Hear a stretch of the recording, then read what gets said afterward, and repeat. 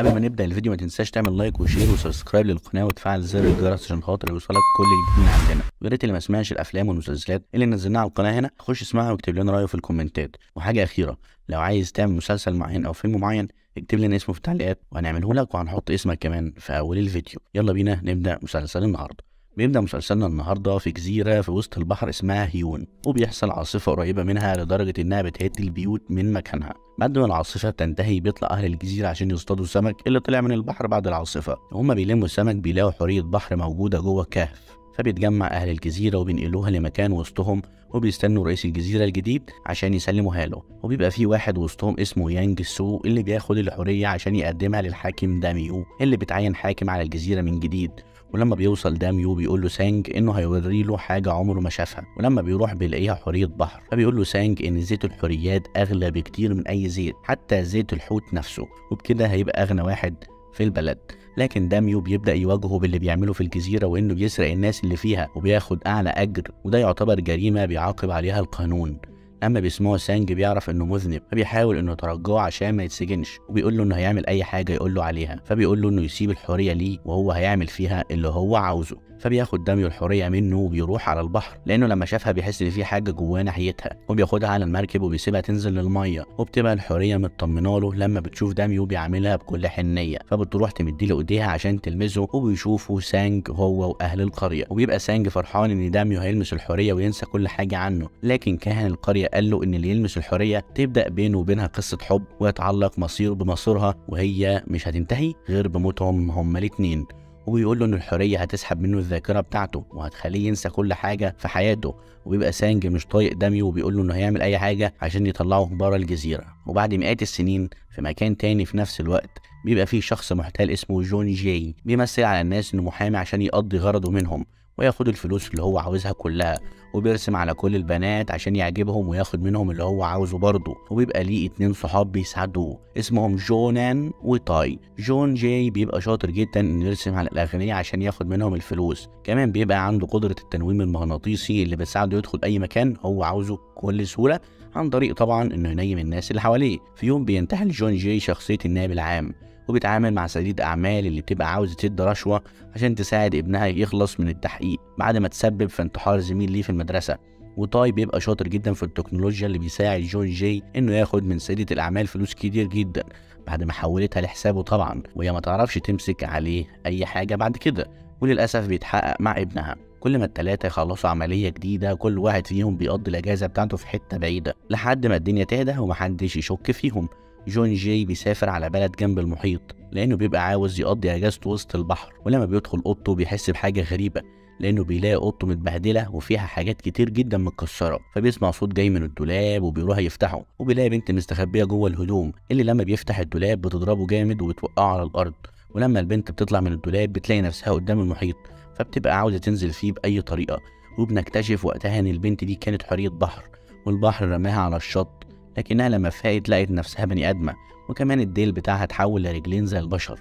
بس جون جاي بيشوفها قدامه بني آدمة فبيشك فيها لأنها بتبقى قافلة ايديها جامد وبيفتكرها حرامية، فبيصورها وبيبعت صورتها للشرطة عشان تقبض عليها. ولما بيفتح ايديها بيلاقيها ماسكة فاكهة، فبيستغرب انها جاية عشان تسرق فاكهة بس. ولما الشرطة بتاخدها بيفتح جون الأخبار وبيتفاجئ إن البنت دي كان في إيديها إسورة وبتبقى آثار. فبيكلم جونان بسرعة عشان يقول له يبحث عن الإسورة، وبيعرف تاريخ الإسورة. في نفس الوقت ده بتبقى البنت دي بتستمتع بأي حاجة تقابلها لأنها بتبقى عاوزة تلعب ومش بتعرف تتكلم. بيروح جون عشان يقابل حبيبته مينجي، وبيتكلموا مع بعض وبيسألها عن تاريخ الإسورة، فبتقول له إنها أكتر من 400 سنة في الماضي. فبيطمع جون في البنت وبيروح على الاسم عشان يخرجها، لكنه ما بيبقاش عارف عنها اي حاجه. هي كمان ما بتبقاش عارفه تتكلم فما بيعرفش حتى اسمها. وبيدخل جون يرسم على الضابط وبيستخدم التنويم المغناطيسي وبيقدر انه يخرج البنت، وبيسلم عليها لكنها ما بترضاش تلمس اي حد. فبيلاقي ان خطته هتفشل، فبيقرر انه ياخدها معاه ويعزمها على الغداء ويجيب لها كمان هديه وبعدين يسرق منها الاسوره. وهم ماشيين في الطريق بيلاقي جون ان البنت مش لابسه جزمه وكمان رجليها متعوره، فبيروح يشتري لها جزمه. لكن لما بتيجي تلبسها ما بتبقاش عارفه تلبسها ازاي، وطبعا لان ده اول مره تشوف فيها جزمه اصلا، فبينزل جون يلبسها الجزمه بنفسه، وبعدين بيروح يشتري لها فستان تاني تلبسه بدل الهدوم اللي لابساها، وبيقرر انه يسرقها بسرعه عشان يخلص منها ويشوف طريقه. ولما بيتغدوا سوا بيلاقي البنت بتاكل بطريقه مش كويسه، وبيبقى محرج جدا من الناس اللي حواليه، فبيقرر يقرب منها وبيبدا يعملها كويس، وفي الوقت ده بيستغل الفرصه وبيسرق منها الاسوره،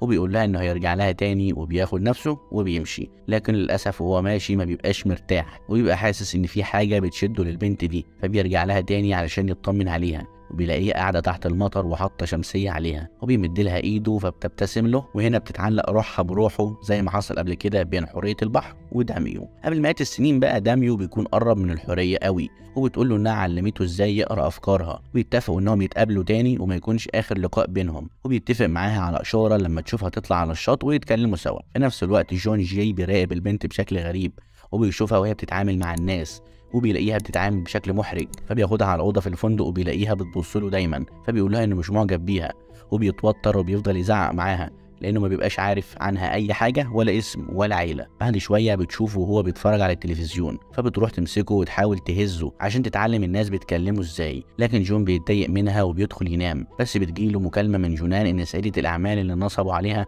بعتت له رجالتها، فبيتوتر جون وما بيبقاش عارف يعمل ايه، فبيقرر انه ياخد البنت ويهرب، وبيجروا سوا، والبنت بتبقى مستمتعه بيه وبتنقذه كل شويه من غير ما ياخد باله، وبنلاقي عندها قوه في القتال رهيبه، بتبقى مفكره انه معجب بيها وبيحميها لكنه ما بيبقاش حاسس بحاجه، وعلى طول بيجيب لها اكل وبس. وبياخدها جون على الكنيسه، وهناك بيقول لهم انها مراته لكن عندها مشكله وما بتعرفش تتكلم للاسف، وعشان كده جابها هنا، لكنها بتفاجئه وبتتكلم مع الناس، فبيشدها على جنب وبيسألها ازاي عرفت تتكلم، فقالت له انها سهرت طول الليل امبارح تتعلم من كلام التلفزيون. بالليل بياخدها للفندق وبتبقى حاسه ناحيته بالحب، لكنها ما كانتش عارفه يعني ايه حب، لكن عموما قالت له ان هي بتحبه، لكنه بيحذرها انها تحب لان الحب ضعف وهو ما بيحبش الناس الضعيفه. تاني يوم اخدها لاخر مكان قابل فيه مامته، وقال لها انها مشيت من غير ما حتى تودعه، لكنهم اتفاجئوا لما لقيوا رجاله سيدة الاعمال جايين عليهم وبيهجموا عليهم، فشدته البنت ونطت بيه في الميه،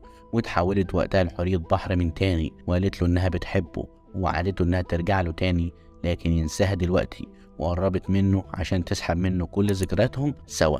في الماضي بقى داميو بيقول للحورية انهم اتقابلوا قبل كده، فقالت له انها انقذته وهو صغير، لكن لما كبر وباباه حب يجوزه هي سحبت منه كل الذكريات اللي بينهم، عشان كده هو مش فاكر اي حاجة بينهم.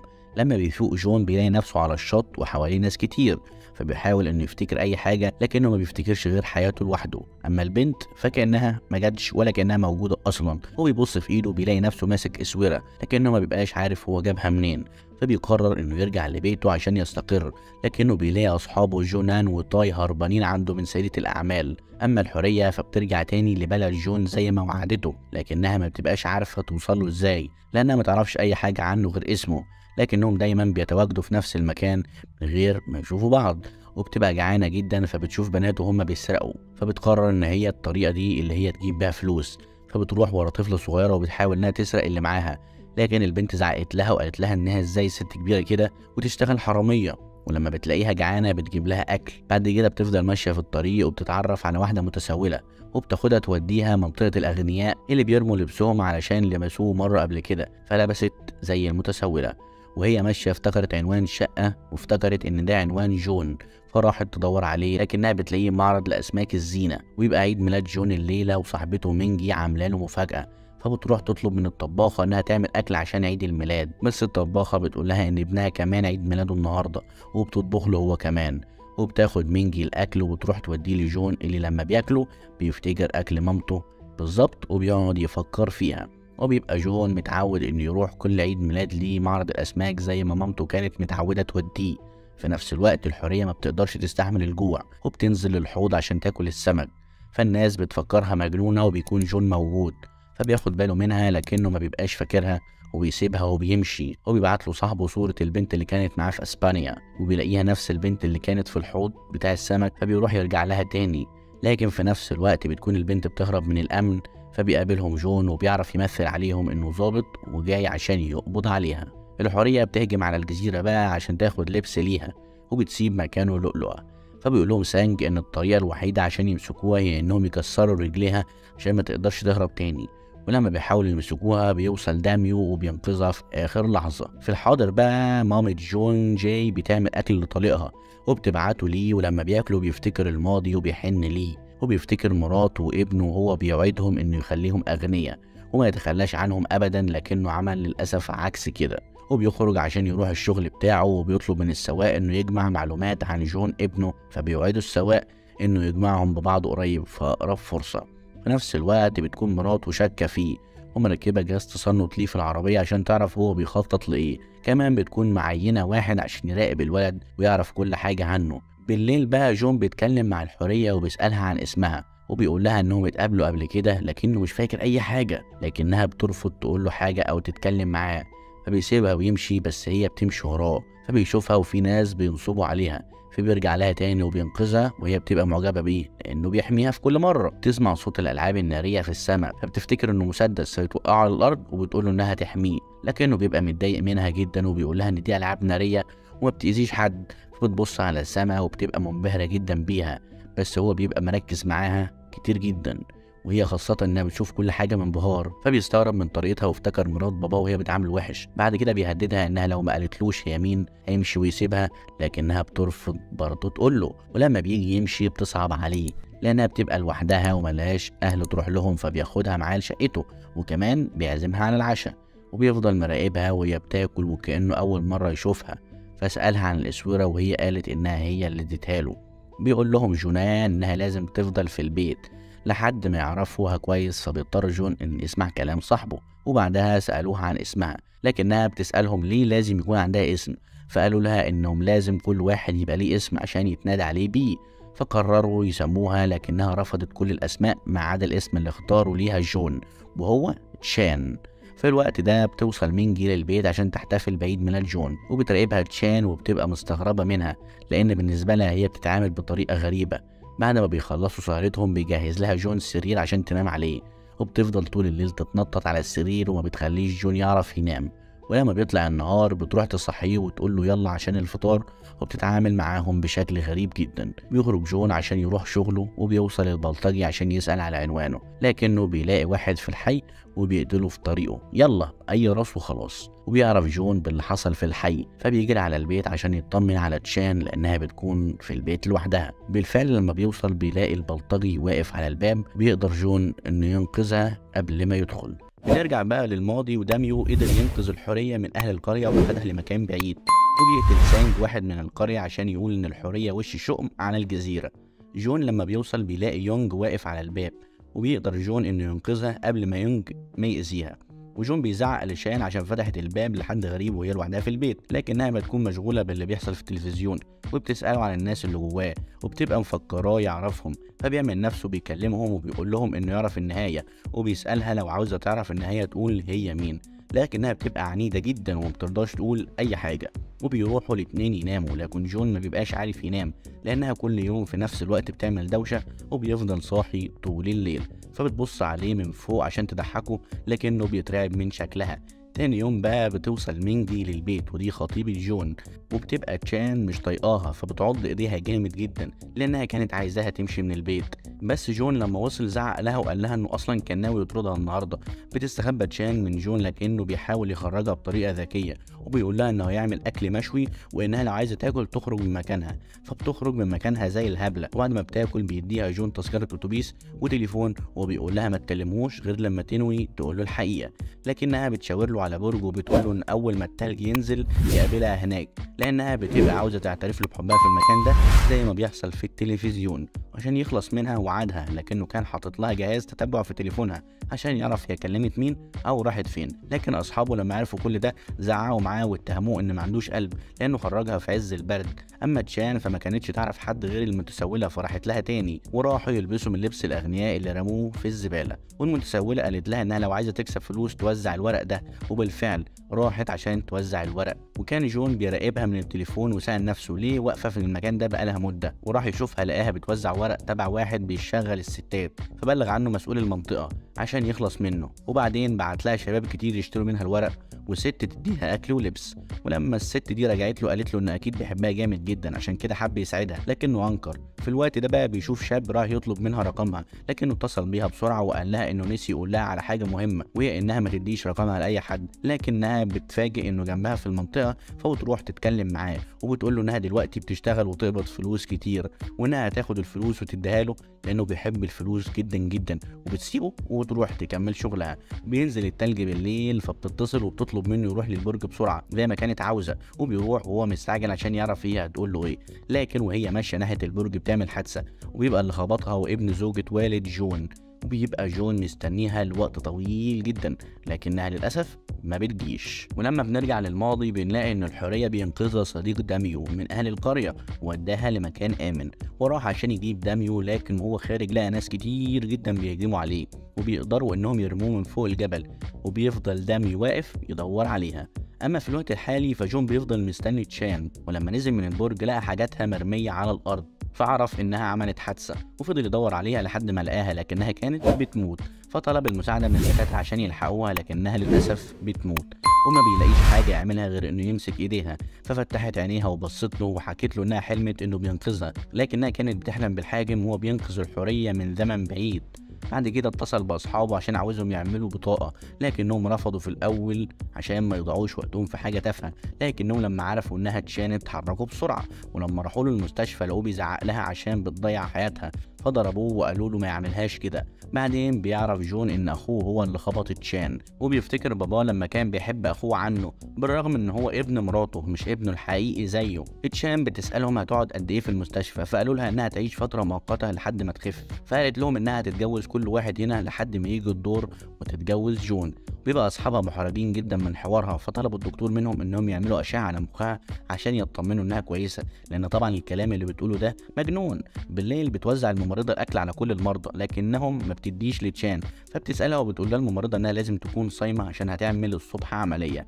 فبتتصل على جون وبتقول له ان المرضى كلهم جالهم اكل الا هي، فبيضحك عليها وبيقول لها انها لازم تصوم عشان عندها الصبح عمليه. بعد ما قفل معاها اتصل على المستشفى وزعق لهم وقال لهم انها سليمه ومش محتاجه عمليه، وانهم يدوا لها الاكل عشان تتغذى.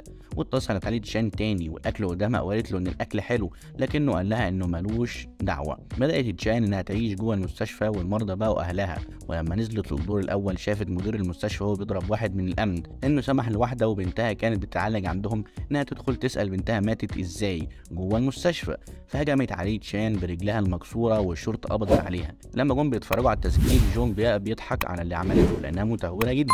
بعدين قرر انه ينتقم من مدير المستشفى وعمل نفسه ابن صاحب المستشفى، ودخل مكتبه يدور فيه، واكتشف ان مدير المستشفى مرتشي، فهددوه انه ينفذ طلباتهم اللي كانت بسيطه جدا، وهي انه يعتذر لحارس الامن، كمان يقول للست بنتها ماتت ازاي ويدولها تعويض مناسب. الطلب الاخير بقى وانهم ما يقدموش شكوى ضد تشان اصلا. بعد فتره اكتشف نام مساعد ابو جون ان مراته بتراقبه، لكنه قبل ما يبلغ حد بيقتله يونغ. بنروح لجون اللي بيعوض تشان عن التلج اللي نزل قبل كده، وبياخدها عند البرج وكان مستني منها تقول له انها بتحبه عشان يقارن بين صوتها والصوت اللي بيحلم بيه كل يوم. بنشوف في الماضي بقى ان الحاكم لقى صاحبه مرمي من على جرف التله وبيموت، فاخده ورجعه عشان يتعالج في القريه. بعدها قدر يلاقي الحوريه واخدها مره تانيه للبحر عشان تعيش. نرجع بقى للحاضر، جون بيسال تشان لو كان في حد في حياتها، فقالت له اه، وبدات انها توصف له وقالت له انه راجل صالح ووسيم جدا، فقال لها ان الرجاله الوسام بيبقوا بتوع بنات، فبتضحك عليه تشان من وصفه لنفسه. وبتبقى الشرطه وصلت للشخص اللي عمل الجرائم كلها في البلد، وهو ده يونغ، وقدروا انهم يوصلوا للمعلومات عنه.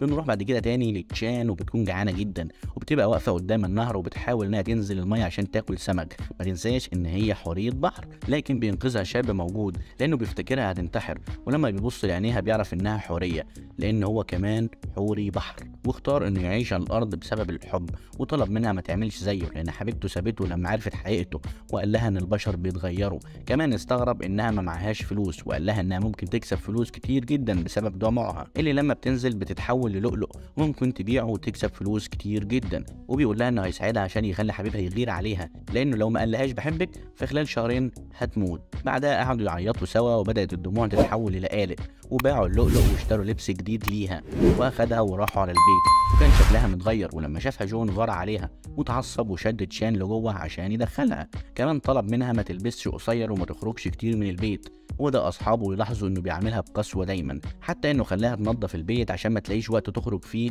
فبيسيبها هو واصحابه وبيخرجوا، لكنه بيرجع تاني يجيب حاجه فبيتفاجئ انها في البسين. وبنلاحظ انه بدا يغير عليها جامد واعجابه بيها كمان بيزيد، وهي لما شافته عرفت تخبي ديلها منه وطلبت منه ما يدخلش عليها لحد ما تلبس هدومها. وبنروح لمينجي اللي بتشتغل في الاثار، وبتشوف زهريه عليها صوره امير وحوريه بحر، وكان راسمها لحوريه وهي بتقرب من شخص لابس بنطلون وقميص، والشخص ده بيبقى قريب جدا في الشبه من جون جاي. فبيشوفها جون وبيبقى مش فاهم حاجه خالص، فبيروح لدكتور عشان يساعده وبينيمه تنويم مغناطيسي، وبيشوف الحاكم وكمان بيلاقي تشان موجوده، وما بيبقاش عارف يفرق بين الحقيقه والخيال. ولما بيفوق بيحس ان في حاجه غريبه في تشان، وهي بيبقى فاضل لها اقل من شهرين وقلبها يقف وما بتبقاش عارفه تعمل ايه، وبيبقى الحل ان جون يحبها في اقرب وقت ممكن. فراحت تتكلم معاه وسالته لو كان بيحبها، لكنه كان بينكر، وكل ما تساله ينكر. قررت انها تفضل تحبه وتفضل جنبه طول الوقت عشان يحبها، وطلبت منه انها تروح معاه المكتبه. ولما اخدها سابها وبدا يقرا عن الحاكم داميو والحوريه، وعرف ان الحاكم مات وعنده 27 سنه، هو ده نفس السن اللي عنده. كمان عرف مات ازاي ومات بسبب ايه، وبيحس ان في حاجات كتير فيه شبه بالحاكم. والحاكم كان بيحلم بجون وهو كمان، وعرف انه هيموت بعد 20 يوم من دلوقتي. وبنعرف ان حوري البحر مات وحبيبته ملحقتش توصل قبل موته. اما جون بيتعرض لمحاوله قتل من يونغ اللي مأجراه مرات باباه عشان ما ياخدش في الميراث. بتتصل بيه تشان وبتعرفه انها تعبانه جدا، فراح يطمن عليها. ولما بدا يتكلم معاها قالت له انه لو عرف سرها فهيسيبها ويمشي. في الوقت ده جون حس بألم في قلبه شديد جدا، وقع على الارض. ولما وقع حلم بالحاكم وهو بيقول له ان مصيرنا واحد، وانك لازم تحافظ على حبيبتك من الاشرار.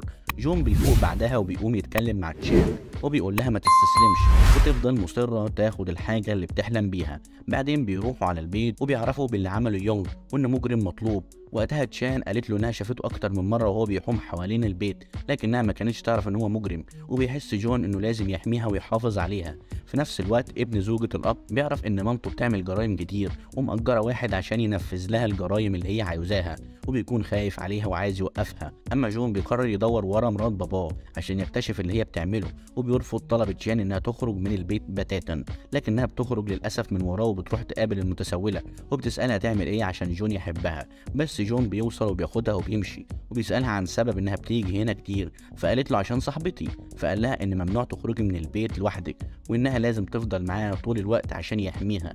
بعد كده اخدها وراحوا يطمنوا على نام السواق، وهناك بيقابل باباه اللي بيقول له انه بيحبه وعمره ما حب ابن مراته عليه. لكن جون بيفتكر اللي حصل له زمان في بيت باباه، وبيعترف لتشان على اللي حصل له زمان. وبعدين بيروحوا على البيت وبيلاقوا جونان بيخطط لعمليه جديده، وبيشرك تشان في العمليه. فبيطلب منها انها تمثل انها مرات الراجل الغني ده زي ما كانت بتتفرج على الافلام. وطلب منها جون انها تخرج معاه، لكن ما بتتكلمش خالص. بيخرجوا كلهم عشان ينفذوا العمليه، وبيقدروا انهم يغروا فارستهم الجديده اللي بتطلب منهم تستثمر في شركتهم. نينجي بتتصل على جون وبتطلب منه يقابلها في المتحف اللي جمعوا فيه كل حاجه تخص الحاكم داميو، لان في حاجه مهمه لازم يشوفها. بيوصل جون للمكان وبيلاقي صوره الحاكم موجوده ومكتوب فيها احمي حبيبتك وغير مصيرك. جون ما بيبقاش مصدق نفسه انه شايف نفس الشخص اللي بيحلم بيه دايما، وطبعا الاغرب انه بيشبهه جدا في الشكل. لا وكمان قال له الجمله اللي قالها له قبل كده في الحلم لما اغمى عليه. الحاكم لما بيعرف ان فاضل له كام يوم ويموت بعد حبيبته ما ماتت، قرر انه يعمل حاجه، وبيقتل سانج عشان يحمي الناس من شره. وبعدها جاب رسام عشان يرسمه، ودفن الصوره تحت بيته عشان يبلغ جون باللي هيحصل له عشان ياخد باله. كمان يونج بيحلم نفس الاحلام اللي حلمها قبل كده، وبيبقى متجسد في شخصيه سانج. اما جون بيفضل يحلم بنفس الاحلام اللي بيحلمها كل يوم، وبيحكي لجونان على اللي بيحلم بيه. فبيقول له جونان انه لازم يعرف حقيقه تشان لانها مش طبيعيه، ورجليها خفت في نفس اليوم بعد ما انكسرت. وبنروح لمرات والد جون واللي بتبقى بتخطط لقتل جوزها، فبتديله ادويه غلط عشان تاثر بيها على صحته ويموت لوحده. تشان بتخرج من البيت وبتقابل الطفله صاحبتها اللي بيبقى عندها القدره تسمع تشان من غير ما حتى تتكلم. كمان جون بيحس انه بيسمع تشان من جواها، وان عنده القدره يحس بيها من غير ما تتكلم برضه.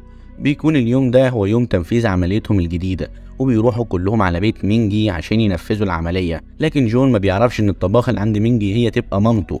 بيكون تاي واقف بره يراقب الجو، وبيشوف مينجي وهي داخله البيت، فبيحاول يعطلها لحد ما بلغ جونان ان ده بيت مينجي. وبتكتشف تشان انهم نصابين، فبتتضايق من اللي بيعملوه مع الناس. والغريبه ان جون بيبقى سامع صوتها الداخلي، فبيعرف سرها وانها حوريه بحر. وبتبقى تشان مصدومه، وبتطلع على اوضتها تعيط وبتتحول دموعها للؤلؤ. وبيطلع جون تليفونه وبيتفرج على صورتها وبيسترجع بعض الذكريات القديمه لهم. فبيجري على اوضتها لكنه بيلاقيها خرجت، فبيطلع على الشارع عشان يشوفها لكنه ما بيلاقيهاش. وهنا بيتاكد ان كلام الحاكم صح، وانه رجع هنا تاني عشان يكمل طريقه، وانه من البدايه كان المفروض يغير مصيره اللي الحاكم معرفش يغيره، لكنه للاسف اتاخر وفكر ان حبيبته رجعت لعالمها تاني من غير ما حتى يودعها. بنشوف الحاكم ومعاه الحارس وبيقول له انهم بيصطادوا كل السمك اللي في الميه عشان عاوزين يمسكوا الحوريه، فبيتضايق جدا وبيسحب السيف من الحارس. بعد كده بيروح دايونج وبيهدده انه هيقطع راسه. وفجاه بيصحى دايونج من النوم وبنعرف انه كان بيحلم. بيقوم يبص من الشباك وبيربط كل الاحداث ببعضها، وبيقدر يتعرف على الحاكم وبيعرف ان جون وتشان هي الحوريه، وبيعرف انهم اتولدوا من جديد في عالم تاني. بعد كده بنشوف تشان بعد ما سابت البيت واخدت كل اللبس اللي جابه لها جون وراحت رجعته للمحل واخدت فلوسه. بعد كده بتتمشى في المول وبتركب المراجيح، وفي نفس الوقت بيكون جون في البيت وبيكون متضايق جدا عشان تشان مش عارف هي فين. فبيدخل الاوضه بتاعتها وبيلاقي العلبه اللي فيها اللؤلؤ اللي هي دموعها، وبيفتكر لما كانت بتقول له انها مختلفه عنه لانها حوريه. بنرجع لتشان وهي بتتمشى بعد ما بتطلع من المول. بالصدفه بيكون هناك يوتشي اخو جون، بيسالها عن جون، بتقول له انها ما تعرفش. بيطلب منها انه يوصلها، فقالت له انها مش عاوزه ترجع البيت عند جون تاني، وطلبت منه يوديها مكان تاني. المكان ده بقى عباره عن دار رعايه للناس اللي بتمشي من بيتها، وانها شافته في التلفزيون. بتدخل وبتعمل زي اللي موجودين وبس يا سيدي. بيشوفوها 4 بنات وهي بتخبي حاجاتها. بعد كده بنشوف جون وهو بيحاول يوصل لمكان تليفون تشان، بس مش بيعرف للاسف عشان بيكون مقفول. بيروح للست المتسولة في الشارع وبيسألها وبرضه مش بيوصل لحاجة. بعد كده ال4 بنات بيسرقوا شنطتها وبيلاقوا فيها فلوس والتليفون، فبيفتحوه. فبيعرف جون المكان على طول وبيروح هناك بسرعة جدا. بيلاقي التليفون مع البنات فبياخدوا منهم هو والشنطة، وبيعرف منهم مكانها وبيروح لها. وأول ما بيشوفها بيجري عليها وياخدها في حضنه وبيقول لها إنه عاوز يتكلم معاها عشان ترجع البيت، بس هي للأسف مش بتوافق. بعد كده بنشوف الشرطة وبنعرف إنهم عرفوا إن دايونج كان على علاقة بواحدة اتجوزت مرتين والاتنين ماتوا بنفس الطريقة، واللي هي مرات والد جون اللي كانت على علاقة مع دايونج، وبتعمل معاه نفس اللي كانت بتعمله مع جوازاتها اللي قبل كده، بتديلهم أدوية غلط وبتأثر عليهم. بعد كده بنشوف جون في البيت وبيفتكر لما كان بيقول لتشان إنه إنسان مش بيحب حد وإنه بيستغل الناس لغرضه، وفضل متضايق من الكلام اللي قاله لها قبل كده طول الليل. وهي في المركز وبيقرر انه يروح لها ويكون جنبها، ولما بيكون معاها وبيقرا افكارها. والحكايه دي بقت بتعمل له مشاكل لما عرف انها لو لمست بس الميه هتتحول لحوريه، وكان طول الوقت بيحاول ان يخلي الميه ما تلمسهاش ابدا، لدرجه ان كل اللي في المكان اتضايقوا من تصرفاته. فبتروح واحده لتشان وبتقول لها ان هي هنا بسبب مشاكل مع جوزها، وهو عارف ان هي هنا بس ولا مره فكر يجي يصالحها. وانتي جوزك هنا جنبك عشان يصالحك، وروحي معاه عشان احنا زهقنا من تصرفاته. وبالفعل بتقتنع تشان وبتمشي معاه، بس بتطلب منه انه مش يقدر عليها تاني وبيوافق. بعد كده بنشوف الشرطة وهم بيدوروا على دايونج، وشافوا بالصدفة جون وقبضوا عليه، وكان قلقان جدا على تشان. وقال للشرطة ان مفيش ولا شكوى ضده وانهم مسكوا الانسان الغلط، وطلب منهم ان هو يطلب حبيبته لانها ممكن تكون في خطر. اتصل بيها وقال لها روحي على البيت. بتاخد تشان التاكسي لكن بيطلع السواق هو دايونج وبيخطفها في مستشفى مهجورة، وجون بيدور عليها هو والشرطة لحد ما بيعرفوا مكان التاكسي. وبيروح جون والشرطة للمكان اللي هي فيه، وفي نفس الوقت بنشوف دايونج وهو محضر مية لتشان عشان تنزل فيها لانه بيكون طمعان في دموعها لانها بتبقى لؤلؤ. وتشان بتقول له انت طبعا عارف ان الحورية تقدر تمسح ذاكرتك بمجرد انك تلمسها، وكمان اقدر العنك عشان احمي نفسي. دايونج افتكر احلامه اللي كان بيشوف فيها كل اللي حصل زمان، وبيخاف وبيطلع يجري، وبيفضل جون يدور عليها لحد ما بيلاقيها. واول ما بيشوفها بيحضنها وبيقول لها انا اسف. بعد كده اخدها للبيت وكان معاه الضابط واصدقائه بيكونوا خايفين جدا. وجون بياخد تشان وبينامها على السرير وبيلمس شعرها، وهي بتحس بحنيته لاول مره، وبيقول لها انه هينقل من هنا وانها هتساعده في نقل الفرش من البيت. وفي الليله دي كل واحد نام في اوضه، وهو كان سامع افكارها وهي بتقول هو اكيد عاوزني اساعده في نقل الفرش عشان انا قويه. وكان عمال يضحك لانها حتى التلميحات مش بتفهمها، وفضلت طول الليل تفكر لدرجه انه مش عارف ينام من كتر ما تفكيرها عمال يوصل له، وعماله تسال نفسها يا ترى بيحبني ولا لا. في الاخر لما زهق راح اوضتها وقال لها اسكتي بقى، ولقاها فعلا ساكته. قال لها نامي بقى وبطلي تفكير. بتسكت، ولما بيمشي بترجع تفكر تاني، من كتر تفكيرها هو كمان مش بيعرف ينام. بيجي تاني يوم وهما الاتنين مش بيكونوا ناموا كويس، وهي لسه مش قادرة تبطل تفكير. هو سامع كل تفكيرها وكل شوية عمال يضحك وشوية بيتضايق. بعد كده بتيجي مينجي وبتكون تشان غيرانة منها جدا، وبتقول لها ان جون بيخط عشان بيحبني، فبتقول لها انه دايما بيعمل كده وان عادته وان دي طبيعته وانك دلوقتي بالنسبة له سمكة في الشبكة. فبتتضايق جدا من الكلام ده. وقبل ما تنام راح لها تشون وقال لها نامي وبلاش تفكري في اي حاجة. بيعدي اليوم والصبح بتروح لتاي صاحب جون وبتقول له انها عاوزاه يساعدها في بحث جون. اول ما شافها اتضايق جدا وغار عليها وقال لها بعيدي عني ومش تقربي مني كده، فهي بتحتار من معاملته. بعد كده بنشوف والد جون وبيكون مريض جدا وحالته بتتاخر وهو في المستشفى. الدكتور بيقول له انك قربت تفقد بصرك. بعد ما بيطلع من عنده بيشوف ام جون بس مش بيكون شايفها كويس، وبيفتكر لما ام جون دخلت الست اللي هي مراته دلوقتي حياتهم وهي خطفته من مراته وام ابنه. بعد كده بيتصل هيو على جون وبيقول له ان والدك مريض ومحتاج لك وانك لازم تكون جنبه لانك انت ابنه الحقيقي وهو جوز امي. وهيو عمل كده لانه عرف اللي امه بتعمله وبيكون متضايق جدا من اللي هي بتعمله وبتحاول تقتل ابوه. بعد كده بنشوف جون وهو رايح ينام، وقبل ما ينام بيطلب من تشان انها ما تفكرش في اي حاجه، وقرب منها ولمسها وقال لها اطمني. جون كان نايم وبيحلم باللي حصل له زمان هو وتشان تحت الميه، فبيتكلم وهو نايم فبتسمعه تشان فبتنزل تصحيه، فبياخدها في حضنه وبيقول لها انه كان بيحلم حلم يخوف. بعد ما بيهدى بتروح تنام بس هو بيقول لها لا خليكي جنبي، وبياخدها في حضنه وبيناموا. واول ما بيروح في النوم بتقوم وبتفضل تردد في افكارها انه بيحبها وبتكون مبسوطه جدا. بعد كده بنشوف والدة جون وهي في بيتها وبتكون حزينه جدا وعماله تشرب. بتدخل عليها صاحبتها وبتسالها عن سبب شربها، بتقول لها انها شافت طريقها النهارده بس هو ولا كانه شافها. بعد كده بنشوف تشان وهي مبسوطه وعماله تساعد كل الناس اللي في الشارع ومحتاجين مساعده، وهي بتقدم المساعده للناس. بتتعرف على ام جون بالصدفه لما بتتعرض لمحاولة سرقة وهي بتلحقها وبيبقوا أصدقاء.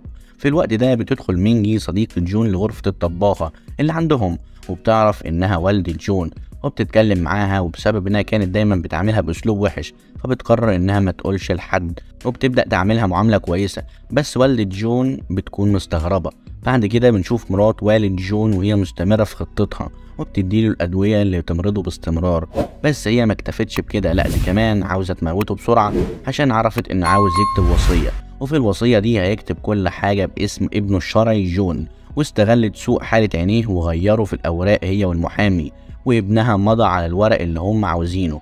بعد كده راح جون للدكتور اللي بينيمه تنويم مغناطيسي عشان عاوز يعرف ايه اللي هيحصل للحاكم والحرية، وبيشوف الحاكم وهو مقتول في المية لما كان بينقذ الحرية. أول ما الحرية بتلاقيه اتقتل فبتقتل نفسها هي كمان، وبيموتوا هما الاتنين في المية. بس للأسف مش بيقدر يعرف مين اللي قتله. الدكتور فوق جون من النوم المغناطيسي لما لقاه بيعيط. فاق جون وفضل زعلان جدا ويعيط لما عرف ان هو وتشان هيموتوا وانه مش هيقدر يحميها ولا ينقذها.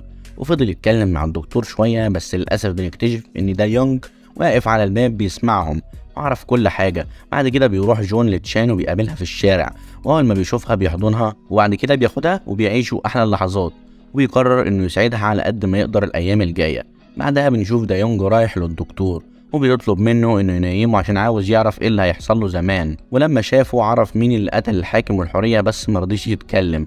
بعد كده بنشوف جون لما بيرجع البيت وبيلاقي تشان قاعدة قدام التلفزيون وبيدخل من غير ما يكلمها، فبيسمع افكارها وهي بتقول عليه شاب تافه وانه دخل من غير ما حتى يعبرها ولا يكلمها، وشكلي كنت هبلة اني حبيته اصلا، شكله مش بيحبني، وشغلت الاسطوانه بتاعت الحريم المعتاده اللي هم اليومين دول انت مش مهتم والحوارات دي.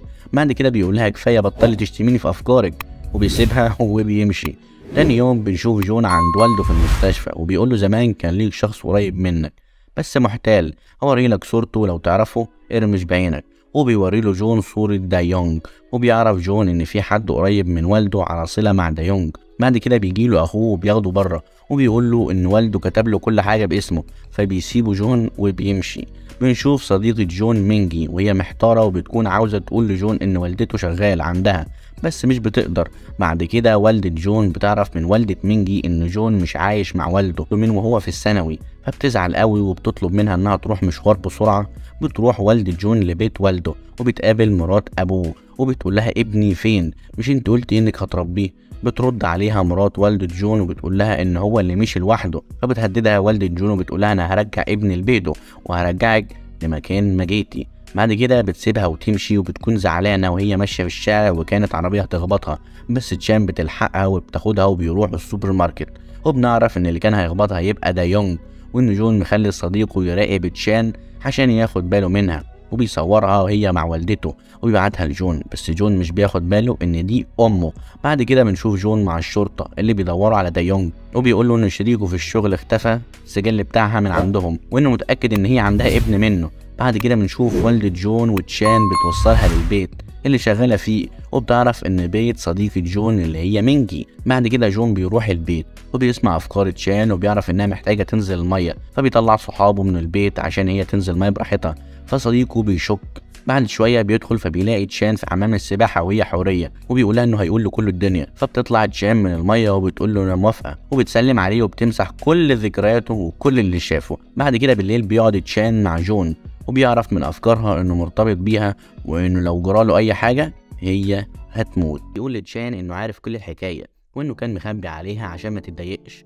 تاني يوم بياخدها لمتحف الاثار وبيوريها اللوحه بتاعت الحاكم اللي حب الحريه وازاي ارتبطوا ببعض، ولما سالته عن اللي حصل لهم بعد كده قال لها انهم عاشوا مع بعض سنين كتير جدا، وخاف يقول لها انهم اتقتلوا هما الاتنين عشان ما تتألمش زيه ولا تخاف زي ما هو خايف دلوقتي. بتفرح تشان بالنهايه السعيده دي. بعد كده بنشوف ام جون وهي نفسها توصل له وعماله تسال اي حد عليه، وشويه وبتيجي مرات والد جون البيت اللي بتشتغل فيه وبتقابلها وبتواجهها قدام صاحبه البيت وبتقول لها ان انا مرات الرئيس الاصليه وانك المزيفه اللي طردت ابني، فبتتضايق جدا وبتمشي. بعد كده بنشوف جون مع الفريق بتاع الشرطه وهم بيدوروا على شريك دايونج. بعد كده بنشوف والد جون وهو في المستشفى وبيروح له ابن مراته اللي عاوزه تموته، وبيقول له انه لو مات امي هترتاح فانت لازم تموت، وهوب بيشيل عنه كل الاجهزه، وفجاه بيجي دايونج ياخده ويركبوا العربيه معاه وبيمشوا. في نفس الوقت ام جون بتكلم عمة جون وبتكون في المستشفى وبتطلب منها رقم جون ابنها ولسه هتديهولها، بتلاقي كل الدكاتره داخلين عند جوزها فبيقع منها التليفون وبيغمى عليها. بعد كده بتتصل عليها تشان وبتقول لها ان عيد ميلادها بكره وانها لازم تحضر، فبتوافق وبتقابلها تاني يوم عشان تاخدها على عيد الميلاد. في نفس الوقت جون بيجيب ورد عشان تشان وبيمشي في الشارع بيشوف تشان ماشيه مع واحده تانيه قصاده في الناحيه التانيه، فبيشاور لها فتشان بتنادي عليه، فام جون بتقول لها مين ده؟ فتشان بتقول لها ده حبيبي وان اسمه جون جاي، فبتقول لها انه نفس اسم ابني اللي بدور عليه. فبيقرب جون من والدته وهي كمان بتقرب منه وبتفتكر لما كان صغير وجون بيسمع افكار تشان وهي بتقول اول مره اعرف يعني ايه نهايه سعيده. والدة جون بتاخده في حضنها وبتعيط. بعد كده بياخدها ويقعدوا في مكان يتكلموا مع بعض وبتفضل تعتذر له كتير على انها سابته زمان، وهو بيقول لها مفيش داعي للاعتذار، المهم انك معايا دلوقتي، وبيسألها عن صحتها واخبارها. بعد كده بيروحوا لعيد ميلاد تشان اللي بيكون في صديقتها الطفله الصغيره والست المتسولة لو تفتكرهم، وبيغنوا وبيكون عيد ميلاد جميل خالص. بعد العيد ما بيخلص بيقعدوا كلهم مع بعض يتكلموا، وجون بيسأل والدته عن واحدة اسمها جانج، بتقول له أيوة أعرفها وأنت كمان تعرفها يا جون. بيقول لها مين دي؟ بتقول له مرات أبوك. بيقول لها بس مش هي اسمها جانج يو. بيقول له إنها غيرت اسمها قبل ما تتجوز أبوه، وبيستغربوا جدا وبيرجع يسألها عن اسم البلطجي، فبتقول له إنها مش عارفاه. بعد كده بنشوف مرات والد جون وهي في البيت بيدخل عليها ابنها يوتشي وبيسألها مين أبويا الحقيقي عشان أنا حاسس إن الراجل اللي معانا ده في البيت مش أبويا. بتقول له إن أبوه الحقيقي يبقى البلطجي اللي هو اسمه دايونج اللي هي جابته سواق عشان يحميهم، وإنها اتجوزت أكتر من مرة بس عشانه هو، وإنها بتعمل كل ده عشان تحافظ عليه وعشان ما يعيش وحيد وفقير زي ما هي عاشت زمان. وبتقول له كمان ان هي اللي كانت بتدي جوازاتها اللي فاتوا دواء يخليه يجيب لهم امراض كتير لحد ما بيموتوا، وعشان هو شبهها بيسكت وبيكمل معاها. بعد كده بيروح هيوتشي تاني يوم للشركه وبيجيله جون وبيساله عن ابوه، بس هو بيكذب عليه وبيقول له انه سافر لمدينه هاواي. جون بيقول له ان انا مش واثق فيك ومش مصدقك وعارف ان والدي ما سافرش ولا اي حاجه وهوصل له. بعد كده بيسيبه وبيمشي وبيروح يكلم الضابط بيتحقق وبيعرف ان والده ما طلعش بره البلد من 6 شهور القبر. بعد كده جون بيكلم صديقه وبيقول له انهم لازم يسرقوا بيت ابوه، وهو بيكلمه بتسمع تشان كل المكالمه، وبعد ما بيخلص المكالمه بتقول له انها هتساعدهم. بعد كده جون بيروح وبيجهز نفسه هو واصحابه، وتشان بتجهز نفسها عشان تقابل هيوتشي بره البيت وتعطله، وبيروحوا عشان يسرقوا بيت والد جون. وبيفضلوا مستنيين قدام البيت لحد ما مرات ابوه بتمشي، وبيدخلوا البيت على اساس انهم هيرشوا عشان الحشرات. وبيدخل جون وصديقه يعطل الكاميرات، وهو بيحط ميكروفون في كل مكان وبيصور كل حاجة، وبيلاقي الدواء اللي ابوه بياخد منه كام حباية. بعد كده بيطلع أوضة أبوه وبيقول له على حقيقة مراته وإن هي اللي عاوزة تموته، بس أبوه مش بيصدقه ومش بيرضى يروح معاه. بعد كده ابنة يوتشي بتتصل على الخدامة وبتقول له على جون، فبيسيب تشان في الشارع وبيمشي، وبيكون وراه أبوه دا يونج وبيكون معاه حتة حديد بيكسر بيها مواسير المية عشان تشان تيجي عليها المية وتتحول لحورية بحر، فبتجري لحد ما بتوصل للسطح بتاع العمارة وبيطلع وراها وبتمسكه عشان تمحي ذكرياته. ولما بتمحي ذكرياته بتشوف كل الحكاية وبتعرف انها هتموت وان جون كدب عليها، وبتسيب دا يونج وبتعيط وتقول كدب، كله كدب. وبتقول له انا شفت كل اللي انت قتلتهم في حياتك وعذبتهم، وهو بيخاف منها لانها كانت عايزه تقتله، بس لحسن الحظ بيلحق يهرب منها. اما جون بيكون لسه عند باباه وبيترجاه يسيب البيت ده لانه في خطر، وبيعرفه ان مراته ناويه تقتله، بس هو بيرفض يمشي معاه وبيكون مش مصدقه. اما والده هيوتشي بتعرف والده جون ان جوزها هيسيب كل ثروته لابنه هيوتشي. بيرجع هيوتشي للبيت وبيعرف ان كان في حد غريب هنا زي ما الخدامه بتقول، فبيطلع يطمن على باباه لو لسه موجود او في حاجه حصلت له. اما جون بيكون في بيته وبيعرف صحابه ان باباه في خطر، وبيقول لهم انه جاب عينه من الدواء اللي بياخده عشان يثبت ان مرات ابوه بتحاول تقتله، وبيدي جون العينه للضابط عشان يثبتوا التهمه عليها، بس لما بيروح يقدمها الرئيس بتاعه بيرفضها وبيقول ان مش هينفع تتاخد بيها في المحكمه لانها اتاخدت بطريقه غير قانونيه. وبيعرف جون باللي حصل وبيقول له انهم لازم يشوفوا حل تاني يوقعوها بيه. جون بيروح بعدها يقابل اخوه وبيقول له ان والدته هتخلص على باباه ولازم يوقفها، وبيهدده لو حصل حاجه لباباه مش هيسكت وهيقتله. وبيرجع جون لتشان وبيسالها مالك بقالك كده كام يوم، بتقول له انها عرفت الحقيقه وانهم ماتوا زمان واتقتلوا. وفي بيت ابو جون بتديله مراته العلاج عشان ياخده، وبتدور على موبايله عشان تاخده معاها، بس هو بيكون قفله وخباه. بعدها بياخد العلاج لكنه في نص الليل بيحس بتعب، فبيتصل على جون عشان يلحقه وبيكلمه وهو في الطريق وبيعتذر له ابوه عن كل حاجه. ولما بيوصل جون بيلاقيه للاسف مات، وعربيه الاسعاف بتنقله. بتاخد تشان الطلقه بدل جون وبتيجي الاسعاف وبتاخدها للمستشفى، وهيوتشي وامه بتاخدهم الشرطه تحقق معاهم. والدة هيوتشي بتنكر كل حاجه، لكن هيوتشي بيفضل يعيط كتير جدا وبياخد جرعه سم كبيره وبيموت. بيبلغوا امه وبتنهار وبتفضل تصرخ كتير جدا وتعيط. ونشوف تشان بعد ما طلعت من العمليات في المستشفى والدكاتره بيقولوا انها معجزه انها نجت من الرصاصه دي، وبيكونوا مستغربين جدا. وبيفضل جون مستنيها عشان تفوق ليله كامله، وبيكون معاه صديقه اللي ساعده وبيقول له انها مختلفه عننا واحتمال تتاخر على ما تفوق. جون بيقول له لا هي مش مختلفه ولا حاجه، ليه بتقول كده؟ بيقول له انا سمعتك وانت بتتكلم معاها وعارف انها حوريه ومش من البشر، بس ما تخافش انا عمري ما هقول لحد مع اني بحب الفلوس جدا وضحيت عشانك. وفجاه بتصحى تشان، بيفرح جون جدا وبيقول لها انه بيحبها جدا وان حبه ليها مستحيل يخلص. بينام جون جنبها وبيجي تاني يوم ومرات ابوه بتترحل وبتكون طالعه من اسم الشرطه والناس بتحدفها بالطوب. شافت ام جون في وسط الناس بتبص عليها فاتعصبت وفضلت تقول مش دي النهايه، اوعى تفتكري ان انت اللي كسبت كده. وبيكون التلفزيون بيصورها وبيشوفها دا يونج شريكها وبيتصل على الدكتور اللي بينيمه عشان يشوف نهايته. فالدكتور بيتصل على جون بيقوله ان دا يونج هيجيله، ودا يونج بيروح له الدكتور وبالفعل بينيمه على ما جون يجي. ودا يونج بيشوف نفسه والعراف بيقوله انه لازم يموت عشان ما يتولدش من جديد، لانه لو اتولد من جديد هيعيش حياه مربكه. ولما بيسيب العراف وبيمشي بتمسكه الشرطه وبيقتلوه، وشريكته بيشربوها السم اللي هي عملته من نفس الزهرة واللي قتلت بيها والد جون. بعد كده بيفوق وبيكلم الدكتور وبيقول له ان انت كنت عارف كل حاجة، وبيحاول يخنقه بس بيدخل جون وبيلحقه، والشرطة بتيجي وبتقبض عليه.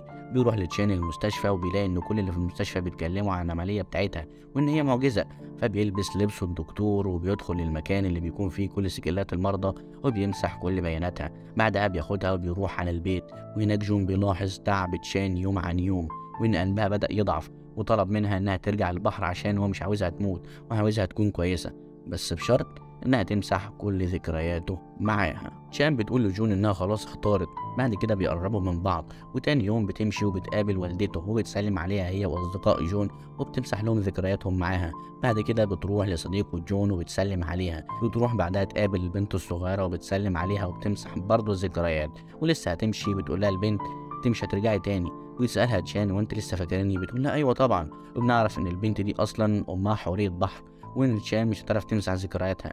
تشان بتروح عند البحر وبتنزل وبتسيب جزمتها عند الشط.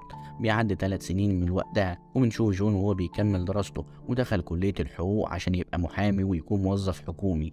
وفي يوم هو سهران مع صحابه بيشرب كتير جدا.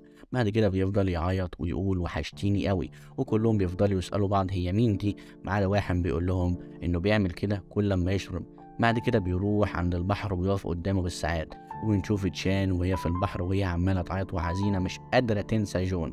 فبتطلع من البحر وبتروح المدينة تاني، وهي بتتمشى بتشوف بنت واقفة تبص على حوض السمك، فبتقول لها انها جعانة. قالت لها اه. سألتها انت من اي بحر؟ فبتستغرب البنت جدا لانها عرفت انها حورية. بعد كده تشان بتدخلها المطعم وبتعلمها ازاي تاكل، وبتعرف منها انها طلعت اليابس عشان في واحد بتحبه وخرجت عشان تشوفه. بعدها تشان بتسبح وبتروح لبيت جون وبتدخلها امه تستناه لحد ما يجي. واول ما بيدخل وبيشوفها مش بيعرفها وبيسألها انت مين، فبتقوله انها كانت معاه زمان وعاشت معاه فترة. وهو بيسمع افكارها وهي بتقوله وحشتني. بعدين بتقوله كنا زمان مع بعض، وهو بيسمع افكارها بتقوله انا بحبك، بس بيسيبها وبيخرج. على ما بتطلع وراه مش بتلاقيه، وبيكون في تلج نازل. بتقعد على الارض وتعيط. بيجي جون وبيحط عليها الشمسيه وبيقول لها انه ما نسيهاش ولا يوم ولا عمره هينساها لانها محفوره جوه قلبه. بتقول له بس انا مسحت ذكرياتك قبل ما امشي. بيقول لها قبل ما اقول لك روحي للبحر كنت كاتب كل تفاصيل حياتي معاكي، كل ذكرياتنا مع بعض. وفي اول سنه اشتريت بيت جنب البحر وعشت فيه بعيد عن كل الناس. عشت مع ذكرياتي معاكي، بس بعد كده بيحضنها وبيتجوزها وبيعيشوا مع بعض سعداء. وجون بيسيب وظيفته الحكوميه وبيروح يعيشوا في البيت اللي على البحر، ويكون بقى في بطنها بيبي. وبكده بيكون خلص ملخص مسلسل النهارده. اشوفك المسلسل الجاي. متنساش تشترك في القناه وتقول لي عايز ملخص ايه المره الجايه. سلام.